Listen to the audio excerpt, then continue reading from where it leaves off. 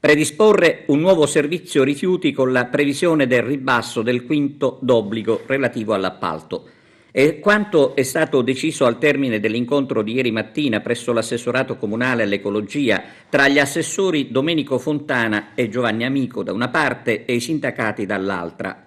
Davanti la sede dell'assessorato in via Pancamo a Fontanelle, ieri si sono dati appuntamento tutti i lavoratori, il cui posto di lavoro è a rischio.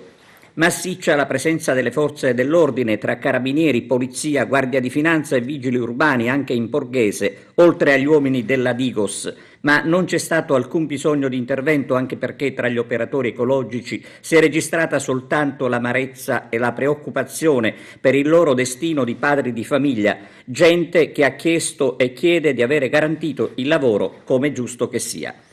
I lavoratori hanno criticato le dichiarazioni che l'assessore Fontana aveva rilasciato alla vigilia dell'incontro con i sindacati.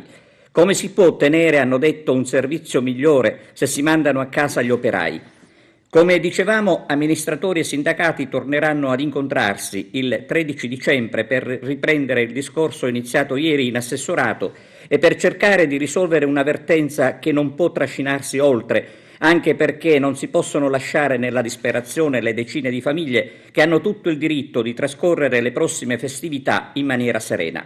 L'intenzione dell'amministrazione di rivedere i propri piani riguardo ai tagli da adottare fa sperare in una conclusione positiva della vertenza giusto in tempo. Intanto è importante, credo che l'amministrazione comunale, per il tramite degli assessori che ha detto, ha capito che non deve fare un colpo di mano. Non glielo consentiremo, sarebbe un fatto grave, e si sono impegnati da questo punto di vista a elaborare un progetto che, nel tentativo di trovare delle risorse all'interno di questo contratto, non ne venga a essere toccata la parte del personale. Vogliamo essere fiduciosi, vogliamo essere nelle condizioni di poter aiutare questa amministrazione a trovare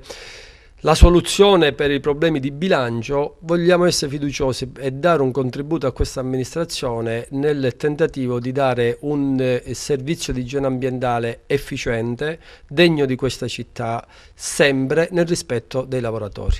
Abbiamo voluto lanciare un messaggio di maggiore serenità ai lavoratori soprattutto, ma abbiamo inteso anche lanciare un messaggio di serenità alle famiglie, agli utenti che pagano il servizio, perché riteniamo, ed è questa la ragione per la quale abbiamo voluto, incontrando l'amministrazione, puntualizzare alcune questioni importanti, riteniamo che bisogna richiedere con forza che vi siano da parte della Presidenza della Regione meno ordinanze da un lato, e soprattutto perché sono proprio le ordinanze che hanno bloccato la discarica, ed è stato proprio il blocco della discarica e il conferimento in altra discarica che ha fatto appesantire notevolmente i costi che oggi l'amministrazione avrebbe per necessità da imputare nel Tari del 2017. Abbiamo aggiunto anche la necessità che il prossimo incontro, quello che si terrà il 13,